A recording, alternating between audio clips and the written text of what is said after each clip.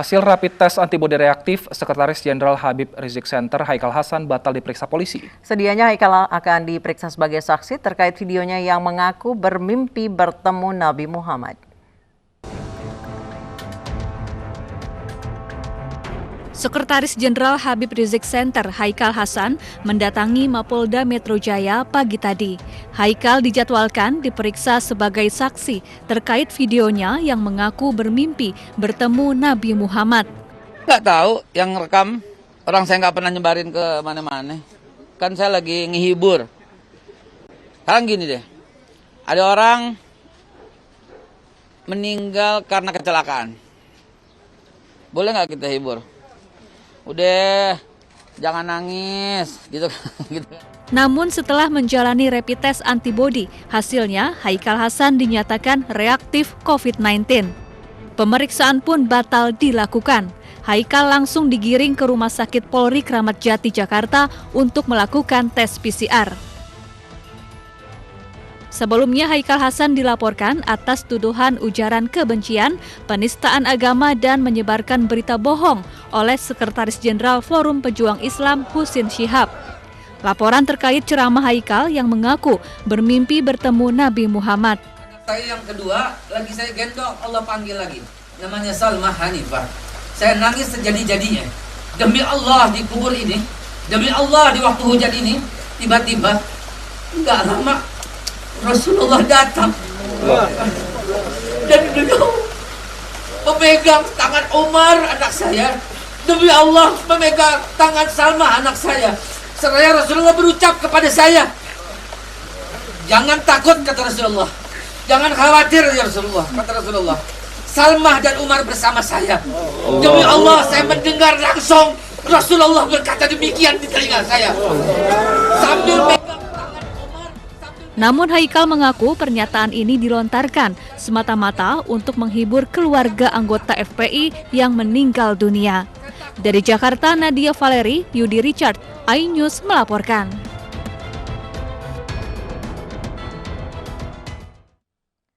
Usai dilantik Presiden, 6 menteri dan 5 wakil menteri baru langsung mendatangi kantor barunya. Mereka menggelar serah terima jabatan maupun bertemu para eselon 1.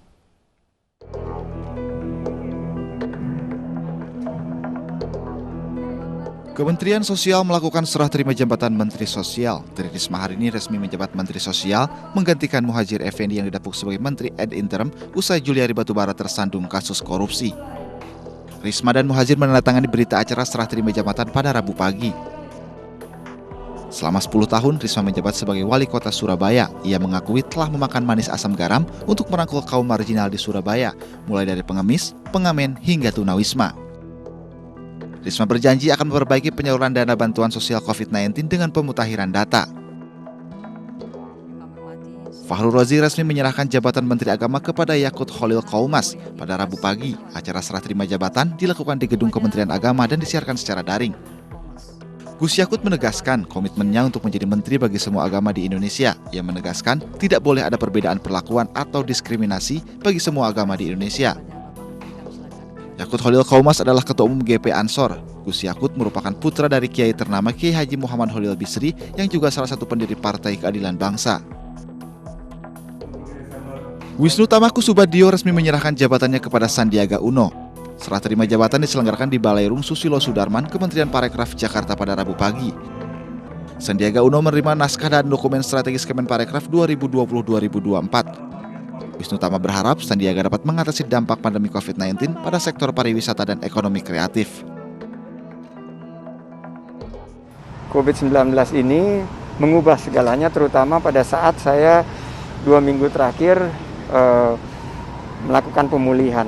Saya bertafakur, bertadabur, berkontemplasi, refleksi bahwa akhirnya kita semua harus bersatu padu untuk memberikan kontribusi terbaik, sumbangsih kepada bangsa dan negara. Singkirkan kepentingan pribadi, politik, atau golongan, semua kita lakukan demi bangsa dan negara. Dan jika negara memanggil, pada saat inilah menurut saya tanggung jawab ada di pundak masing-masing daripada kita. Terima kasih. Usai dilantik Presiden Joko Widodo sebagai Menteri Perdagangan, Muhammad Lutfi langsung ke kantor Kementerian Perdagangan. Serah terima jabatan dengan Mendag sebelumnya Agus Suparmo dilakukan secara tertutup. Sama seperti Menteri Perdagangan, Menteri Kesehatan baru Budi Gunadisadikin langsung menyambangi kantornya di Jalan HR Rasuna Said, Jakarta Selatan, didampingi Wamenkes Dante Saksono Harbuono. Sementara Menteri Kelautan dan Perikanan Sakti Wahyu Trenggono yang menggantikan Edi Prabowo langsung menuju ke kantor Kementerian Kelautan dan Perikanan untuk bertemu para eselon 1. Tidak ada upacara serah terima jabatan antara Sakti dengan Edi Prabowo. Tim Liputan iNews melaporkan. Sandiaga Uno dan Prabowo Subianto menjadi menteri dalam Kabinet Indonesia Maju untuk membantu pemerintahan Jokowi Ma'ruf Amin. Mereka kini menjadi kawan setelah menjadi rival di Pilpres 2019. Saya ingin mengenalkan, tapi kita semuanya saya kira sudah tahu, yaitu Bapak Sandiaga Salahuddin Uno. Masuknya Sandiaga Uno menjadi menteri dalam Kabinet Indonesia Maju menjadi perhatian publik. Sebab pada Pilpres 2019 lalu, Sandiaga Uno menjadi rival Jokowi Ma'ruf Amin untuk memperebutkan kursi nomor 1 di Indonesia. Saat itu Sandiaga Uno posisinya sebagai calon wakil presiden berpasangan dengan Prabowo Subianto. Namun kini Presiden Jokowi justru menunjuk politisi Partai Gerindra ini menjadi Menteri Pariwisata dan Ekonomi Kreatif menggantikan Wisnu Tama Kusubandio. Upaya Jokowi merangkul lawan politiknya bukan kali pertama terjadi. Pada tahun 2019 lalu, setelah Jokowi Ma'ruf Amin ditetapkan sebagai pemenang pemilihan presiden 2019, mantan Gubernur DKI Jakarta ini merangkul Prabowo Subianto menjadi Menteri Pertahanan. Bapak Prabowo Subianto. Selamat pagi, Pak. Tidak hanya dengan Jokowi, dalam Pilpres 2019 lalu, Sandi juga menjadi lawan politik sahabat dekatnya Erick Thohir yang merupakan Ketua Tim Kampanye Nasional Jokowi Ma'ruf. Tim Liputan iNews melaporkan. Pemirsa, selain merangkul lawan menjadi kawan, wajah Kabinet Indonesia Maju juga memunculkan keunikan lain. 3 menteri Jokowi yang telah bersahabat sejak lama kini berada bersama-sama membantunya. Siapakah mereka? Berikut informasinya.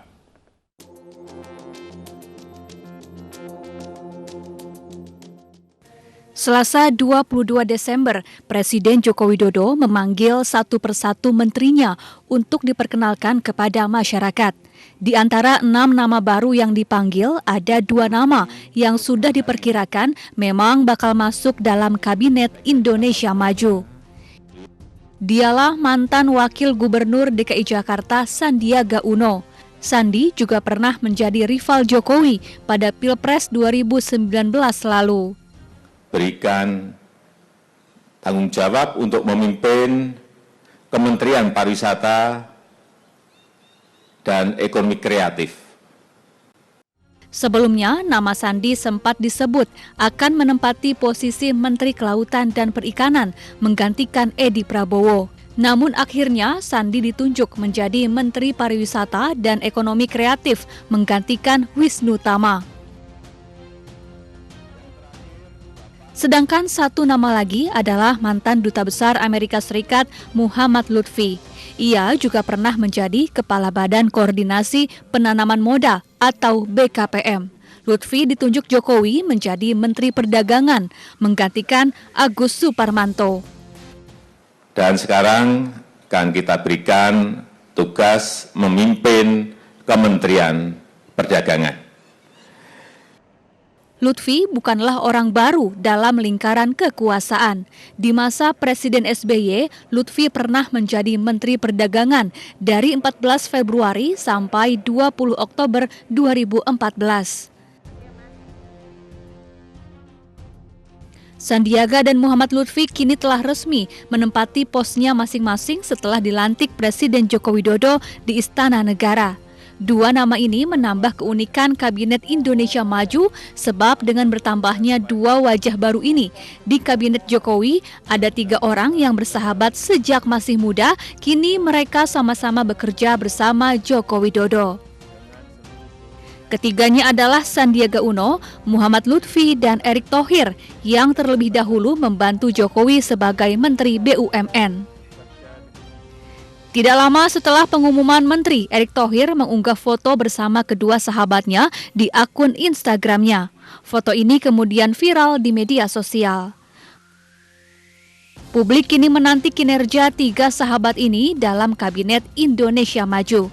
Gebrakan mereka ditunggu untuk membangkitkan ekonomi dari sergapan COVID-19 yang menyergap Indonesia sejak Maret lalu. Tim Liputan iNews melaporkan. Lalu bagaimana kinerja Kabinet Jokowi dengan wajah-wajah barunya? Akankah ada harapan? Dan kita akan membahasnya bersama dengan Ketua DPP PDI Perjuangan Syukur Nababan dan pengamat politik Burhanuddin Muhtadi. Selamat siang, abang-abang. Selamat siang. Baik, selanjutnya kami juga akan masih menghubungi politikus Partai Gerindra Arief Puyono untuk bergabung bersama kami di iNews Sore. Saya ke Pak Syukur terlebih dahulu. Pak Syukur, capable-kah wajah-wajah baru ini untuk membawa Indonesia lebih maju di tahun 2021 nanti? Ya, terima kasih. Tentu bukan kapasitas saya di dalam mengomentari itu.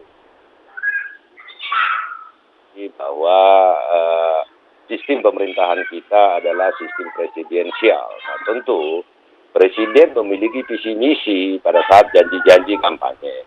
Nah, visi misi itu harus diwujudkan presiden setelah terpilih. Nah, maka tentu saja untuk memilih pembantu-pembantunya, nah tentu saja presiden sudah melakukan pengecekan terhadap track record daripada semua pembantu-pembantunya. Nah, seperti kita ketahui di situasi 2020 mulai Maret kita mengalami situasi yang sangat luar biasa sekali, situasi yang sangat berat sekali, bukan hanya bangsa kita, pribadi lepas pribadi atau keluarga, ya seluruh dunia mengalaminya, yaitu akibat pandemi COVID. Nah, dengan situasi tersebut maka akan timbul masalah yang sangat luar biasa, masalah sosial, masalah ekonomi.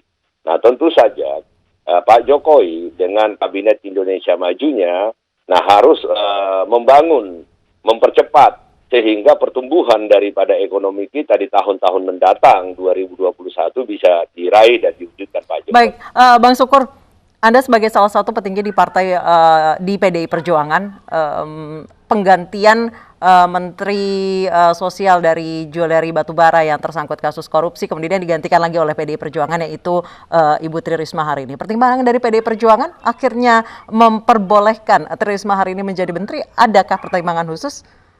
Saya mohon koreksi. Jadi bukan PDI Perjuangan yang menentukan Ibu Risma sebagai menteri. Tentu saja itu adalah keputusan mutlak dari Presiden untuk menentukan siapa yang menjadi pembantunya atau menterinya.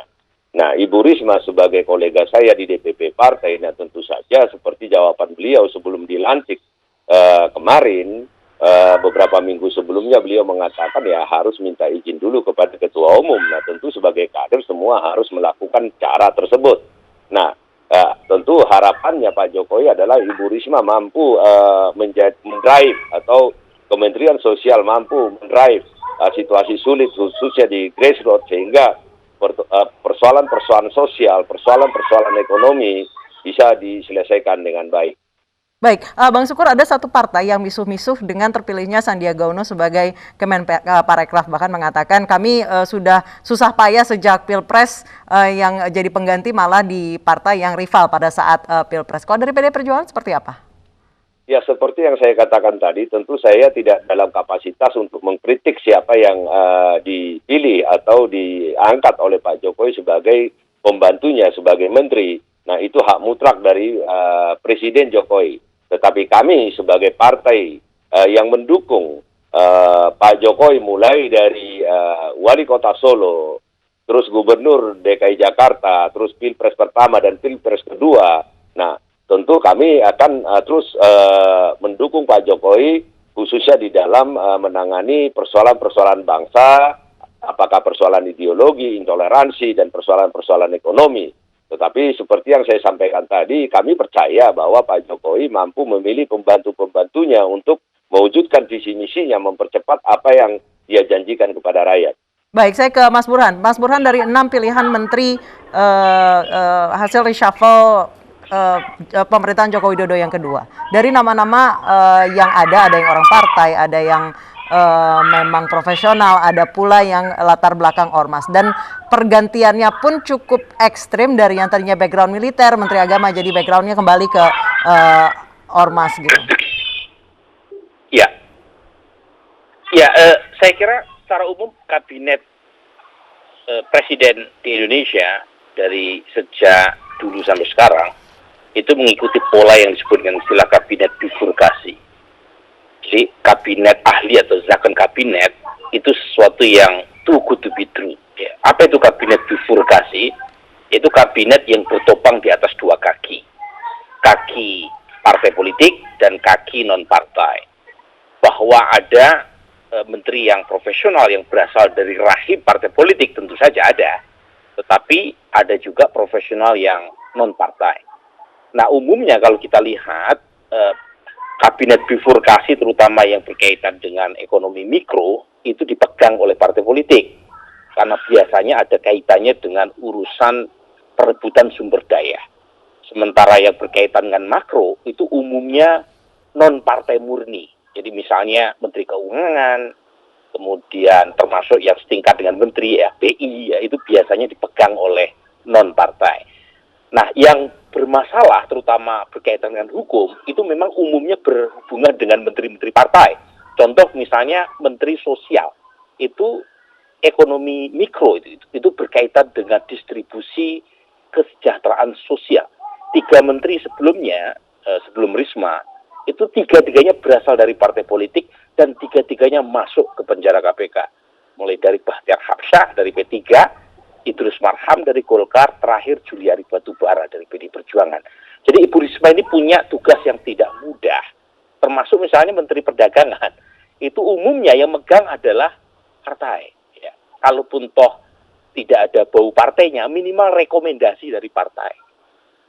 Muhammad Lutfi mungkin kita tidak tahu apakah dia direkomendasi oleh partai atau tidak, tapi umumnya polanya adalah kabinet bifurkasi. Nah, kabinet sekarang hasil reshuffle itu punya beban yang tidak mudah karena satu, mereka dilantik setelah ada kejadian luar biasa berkaitan dengan OTT dalam waktu kurang lebih 2 pekan atau bahkan 1 pekan oleh KPK terhadap 2 menteri. Yang kedua, ekspektasi publik yang melambung seiring dengan masa jabatan presiden yang lama-kelamaan kita tahu ya, ini periode terakhir 2022 akhir kemungkinan besar para anggota kabinetnya perhatiannya atau fokusnya sudah berganti atau setidaknya terbelah karena berkaitan dengan pemilu 2024. Baik, Jadi ini saya kira tantangan yang tidak mudah yang dihadapi oleh kabinet hasil reshuffle. Mas Burhanuddin, bagaimana tanggapan Anda dengan Pak Budi Gunadi yang berlatar belakang bukan dari tenaga kesehatan? Apakah ini dinilai bisa menghadapi dan juga mengerjakan sistem kesehatan di Indonesia, apalagi saat ini sedang pandemi, Mas Burhanuddin?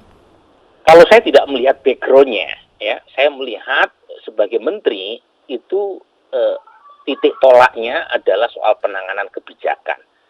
Jadi tidak harus menjadi dokter untuk menjadi seorang menteri kesehatan, tetapi bagaimana seorang Budi Gunadi Sadikin itu mampu memberi arah yang jelas terkait dengan penanganan pandemi dan pasca pandemi.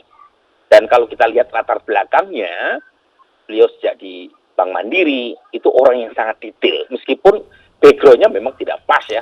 Sebenarnya apa sih Mas Burhan di tengah pandemi ini sebagai Menkes, apa sih yang dibutuhkan, ahli strategi kah, ahli kesehatan kah? Karena memang salah satu partai oposisi sudah mengkritik bahwa di masa pandemi ini dibutuhkan ahli kesehatan bukan ahli ekonomi. Sebenarnya yang dibutuhkan benar-benar dibutuhkan sosok seorang Menkes yang seperti apa di masa pandemi ini?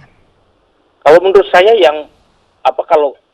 yang punya kemampuan manajerial dan tahu bagaimana mengatasi masalah waktu pandemi maupun pasca pandemi, yang mampu mengkombinasikan antara sains dan data, dan itu ada di Pak Budi.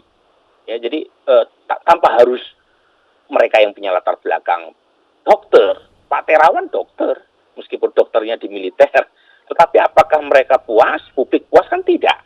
Dari awal Pak Terawan salah gitu. Jadi menurut saya kita harus kasih benefit of the doubt ya buat Pak Budi Sadikin untuk menyelesaikan misalnya ya tracing, testing, sama treatment.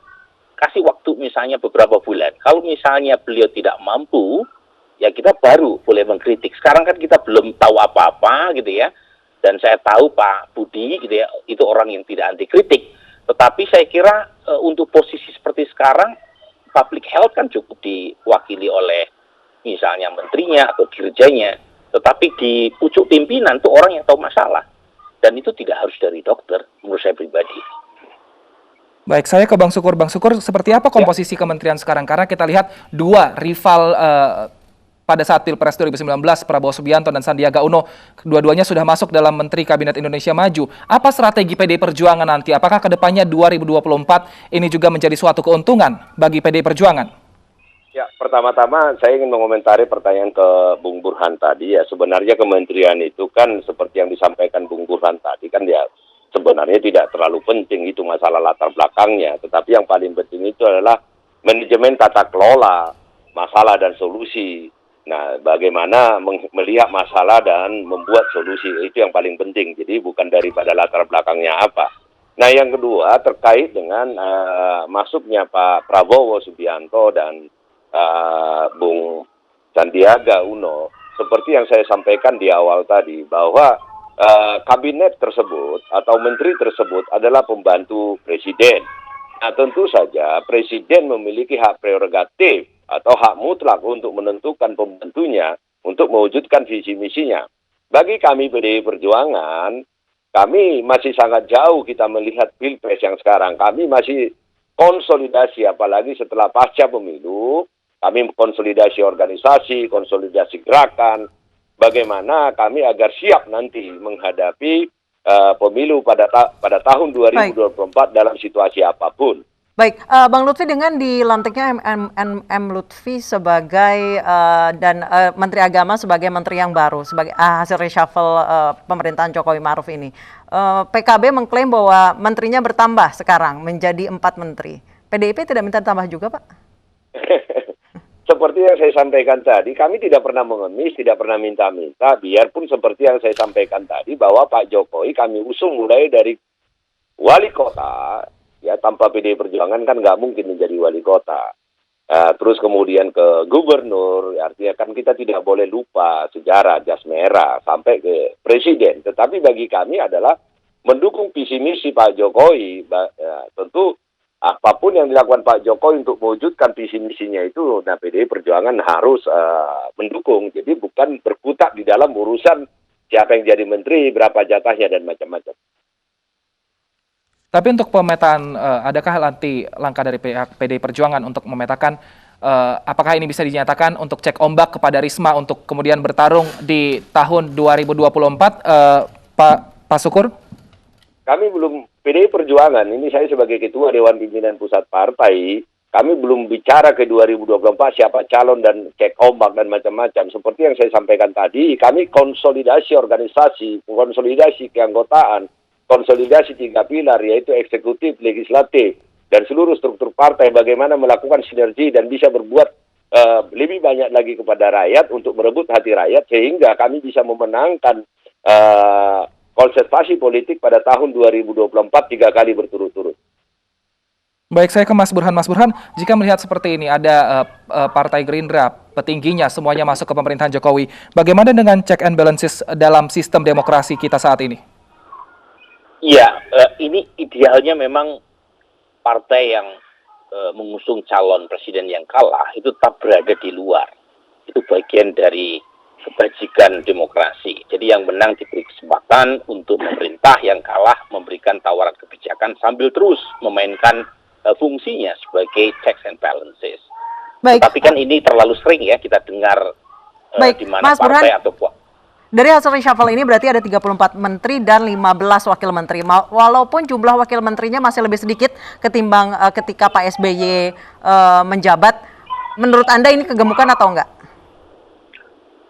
Ya, sebenarnya kan aturan formalnya ada di Undang-Undang Kementerian Negara. Jadi menurut saya sih karena dari awal settingnya adalah akomodasi partai dalam sistem presidensial multi partai ekstrim, dan karenanya akomodasi itu tidak terhindarkan, dan saat yang sama juga ada fungsi kompetensi, ada fungsi representasi gender, wilayah, etnik. Seringkali kalau kita lihat dari kacamata yang lebih praktis, terutama dalam sistem presidensial kepartian yang lebih sederhana seperti yang di Amerika, ya posturnya kegebutan. Cuma masalahnya kan lagi-lagi ya kompleks ya, ini bukan semata-mata urusan Pak Jokowi saja, bahkan sejak dulu kan postur kabinet kita memang selalu gemuk, bahkan kemudian ditambah misalnya dengan kursi wakil menteri. Wakil menteri itu kan pada dasarnya akomodasi terhadap mereka yang murni tidak didasarkan pada representasi partai politik. Jadi ada semacam, jadi pada titik tertentu ada semacam matahari kembar, tapi di sisi lain presiden membutuhkan wakil menteri karena membutuhkan masukan yang lebih objektif. Karena kalau menterinya berasal dari partai politik, seringkali tuannya ganda atau double.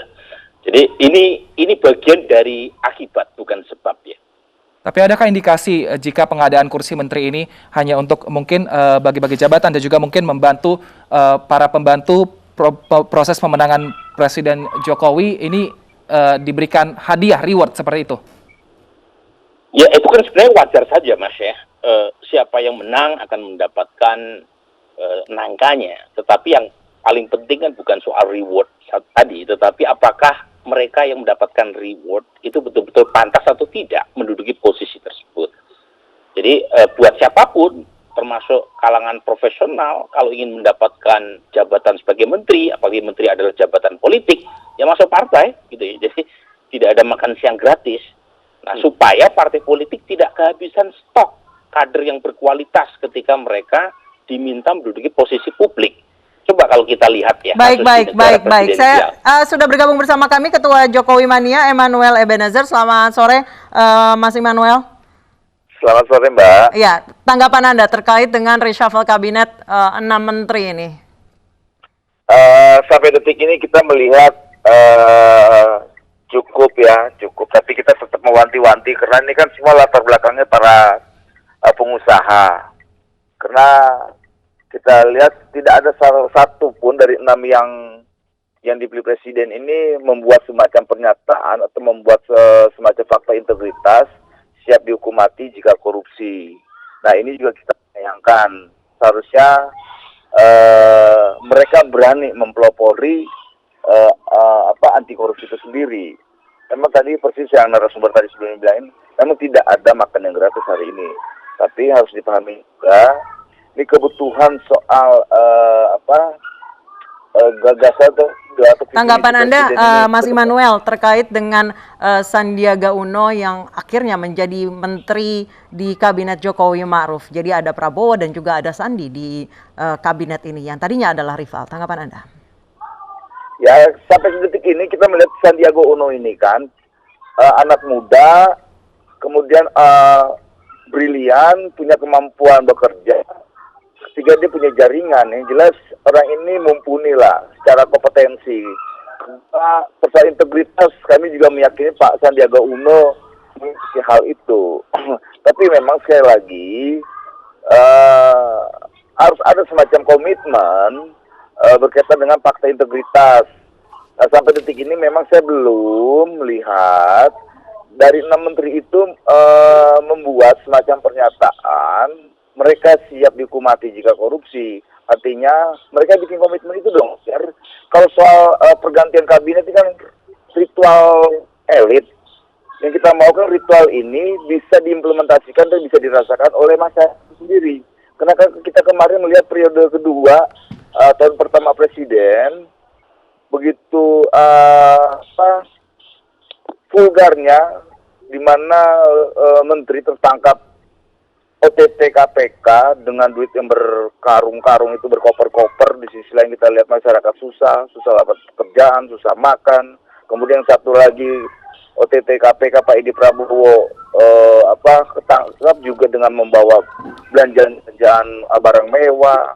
Dan ini membuat kita juga sedikit miris. Ya semoga menteri yang dipilih Pak Presiden kali ini bisa menjaga itu juga. Karena kita nggak mau menteri-menteri ini punya visi misi sendiri, harus mampu mengawal visi misi presiden, gitu loh. Baik, Bang Sukur, Juliari Batubara, kader PDI Perjuangan ditangkap karena korupsi. Nah, tadi saran dari Bang Emmanuel, fakta integritas untuk tidak korupsi, kalau tidak akan dihukum mati. Akankah kader PDI Perjuangan yang saat ini masih menjabat sebagai menteri akan mempertimbangkan untuk melakukan fakta integritas tidak korupsi ini?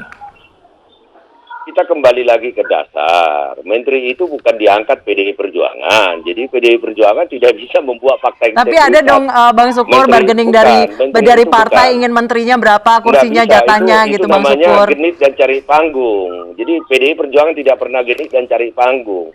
Menteri itu adalah pembantu presiden. Nah, jadi seperti yang dikatakan Bung Immanuel tadi, ya presiden yang melakukan. Jadi bukan Baik, PDI Perjuangan. tapi nggak ada kecuali- gitu Bang Sukur, bargaining Bagaimana? dari PDI Perjuangan sebagai partai induk partainya Pak Jokowi ini minta Pak segini dong jumlahnya, masa sih nggak ada Bang Sukur? Anda bisa lihat, saya sampaikan tadi, jas merah tadi, dari wali kota, terus kemudian gubernur, ya sampai ke presiden 2 periode kita dukung terus. Visi misinya yang kita dukung, tetapi bagaimana mewujudkan visi misi itu, nah tentu hak mutlak Presiden Jokowi untuk memilih menteri-menterinya. Jadi kita tidak cengeng, kita tidak minta jatah-jatahan. Bagi kita adalah berjuang untuk NKRI, Pancasila, Trisakti, itu fokus kita. Baik, nah, saya ke itu Mas yang Burhan. kita titipkan kepada Pak Jokowi. Baik, Mas Burhan, terkait tidak ada minta-minta jatah ini, tanggapan Anda? Ya nggak mungkin lah, pasti ada. Jadi ada panggung depan, panggung belakang, biasa dalam politik, namanya dramaturgi politik. Yang penting adalah Pak Jokowinya sendiri. Jadi sebagai presiden, sebagai majikan utama dari kabinet, apakah seorang Jokowi mampu memaksimalkan hak prerogatif yang dia punya atau tidak? Bahwa di belakang ada permintaan sekian, harus si A, si B, tapi pada ujungnya apakah seorang Jokowi tunduk pada kemauan partai politik atau tidak? Nah di situ, cara ngujinya adalah nama-nama. Nah, kalau misalnya ada nama dari partai, asalkan kompetensinya bisa dijamin, asalkan integritasnya juga dipercaya, itu menunjukkan bahwa satu, partainya juga memberi nama yang benar, masukan yang benar, presidennya juga tidak lantas tunduk ketika ada masukan nama-nama yang questionable integritasnya, dan kompetensinya juga diragukan. Jadi, di situ ukuran yang paling jelas, sambil menguji selama beberapa bulan ke depan, apakah nama-nama yang ditunjuk tadi betul-betul sesuai dengan ekspektasi, atau hanya sekedar nama besar saja, tetapi kerjanya nol besar. Bang Immanuel sebagai pendukung Jokowi 2 periode, Jokowi mania seperti itu. Dari pihak Jokowi mania sendiri tidak ada mungkin lobby-lobby kasar lah untuk meminta kursi jabatan di Kabinet Indonesia Maju? Ini kami sadar diri lah ya, kami kan supporting dari luar, kami hanya sebatas relawan ya. Kita tahu kapasitas lah. Kita lihat walaupun ya relawan punya kontribusi besar terhadap proses pemenangan presiden, tapi kita lihat kan pemilu kemarin juga bergerak. Ya tadi persis yang Pak Sukur Baban tersampaikan, memang menteri-menteri ini dilantik oleh presiden. Kemudian ini memang yang disumpah juga menterinya, bukan partainya. Tapi saya rasa ya tidak juga sesembrono lah merekomendasikan kadernya untuk masuk di pemerintahan, karena efeknya itu tidak bagus buat partainya. Karena nanti ada semacam sanksi politik dan sanksi sosial. Dan itu berkali-kali terjadi di partai-partai ketika kita contoh partai P3 ketika ketua umumnya tertangkap OTT, ada sanksi sosial dan sanksi politik yang dilakukan oleh publik. Baik. Saya kembali ke Bang Sukur terkait pernyataan Mas Immanuel. Bang Sukur, walaupun yang bekerja adalah menterinya, yang tertangkap menterinya, yang berjanji menterinya, yang disumpah menterinya, tapi mau tidak mau partai akan terseret saat menteri yang bernaung di bawah partai tersebut ini terseret kasus korupsi. Contohnya kemarin pada saat Pak Juliari Batubara. Ya, tadi kita janji ya tidak akan membahas hal-hal di luar itu ya, tapi tidak apa-apa, saya akan jawab. Kita ini manusia ini, kita tidak tahu hanya hati dan Tuhan. Itu aja jawaban saya. Jadi di dalam perjalanan waktu, seperti dikatakan Bung Immanuel juga, fakta integritas itu hanya secari kertas. Tetapi di dalam perjalanan waktu, jadi jangan dikatomi bahwa ada partai jadi begini, ada non-partai jadi begini. Ya semuanya, ini tergantung orangnya. Orangnya seperti apa, ideologinya seperti apa, ambisinya seperti apa, keinginannya seperti apa, itu yang paling penting. Baik, saya Gini, ke Pak Mas Syukur, Burhan, tanggapan justru Anda. Seharusnya partai PDI menjadi partai ideologis bisa mempelopori itu. Nah, tadi kan Bang Syukur menyinggung persoalan latar belakang ideologi dan sebagainya. Justru PDI sebagai partai ideologis harus mampu mempelopori itu.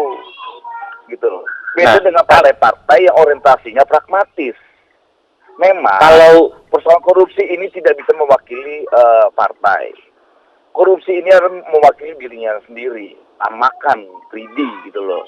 Kita lihat kasus Juliari Batubara ini memang mewakili dirinya, tapi juga partainya sudah mengevaluasi kader-kadernya ke depan. Jangan lagi jangan lagi berjudi dengan orang-orang yang secara mentalitas itu korup, karena ini akan bukan merugikan partai lagi, Makanya Bung merugikan Eben, negara di ini. dalam pilkada, pileg tidak pernah ada yang tersangka kita calonkan. Jadi di sistem PDI Perjuangan itu sudah ada. Betul. Saya PDI sebagai itu ketua mempelopori DPP itu. bidang keanggotaan dan organisasi. Tetapi Baik, bisa baik. kita fokus ke pembahasan awal, Mbak. Baik, saya ke Mas Burhan. Mas Burhan, tanggapannya terkait ini. Perlukah ada fakta integritas bahwa hukuman mati bagi menteri yang korupsi terutama dana COVID? Kalau soal perlu tidaknya kan masing-masing punya pertimbangan sendiri-sendiri ya. Tapi kalau saya melihat ini bagian dari akibat bukan sebab. Jadi tadi saya sebut dengan kabinet bifurkasi. Jadi kabinet yang bertopang di antara dua kaki partai, kaki non partai. Nah kalau Anda cek betul bahwa masing-masing menteri punya tanggung jawab atas tindakan yang mereka lakukan ketika berhubungan dengan korupsi. Tapi kalau coba cek, umumnya menteri yang bersangkutan dengan kasus hukum di KPK itu umumnya menteri dari partai politik. Artinya bukan semata-mata menterinya sendiri, ada sistem politik besar yang membuat menteri yang berasal dari partai politik punya semacam tanggung jawab untuk membantu Jadi partainya. mau tidak mau partai harus terseret dan mungkin partai harus membina kadernya lebih. Bukan begitu. Ini ada konteks sistem politik yang mahal yang membuat kader partai ketika menjabat sebagai anggota kabinet mereka harus membayar hutang pada partainya. Baik. Terima kasih. Dan cara membayarnya salah satunya melalui cara-cara yang Baik, terima kasih tidak Mas benar Burhan, begitu. terima kasih Bang Syukur, terima kasih Mas Immanuel Ebenezer telah bergabung bersama kami di iNews Sore. Pemirsa, eksekusi lahan sengketa antar warga dengan pemerintah di Lombok Timur berakhir ricuh. Informasi selengkapnya akan kami hadirkan usai jeda.